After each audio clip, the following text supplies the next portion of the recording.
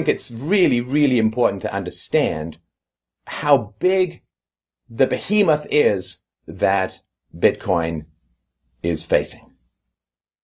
And there will, of course, be efforts made on the part of the financial government complex to keep the technology at bay.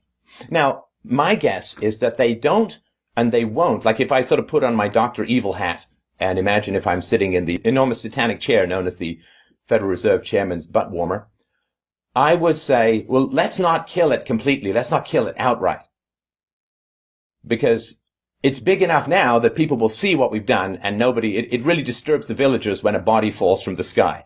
So what they're going to try and do is they're just going to try and not take out the revving engine with an airstrike, but just throw little bits of sand in it, little bits of sand in it, little bits of sand in it, until most people find it too difficult and cumbersome to use and then say, well, it was an interesting idea, just didn't quite work out the way that people wanted. And I think that is the great danger. The first bank or the first government that outlaws it completely, I think, is basically revealing to the world the weakness of their own currency, and that may have negative impacts for them in the long run.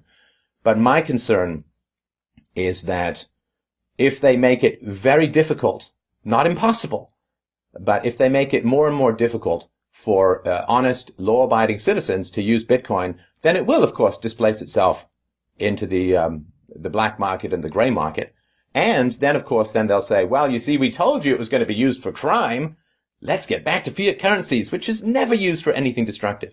And so my caution, my advice, my concern is that what I see in the Bitcoin community is quite a bit of optimism, and I would also a little bit of political naivete.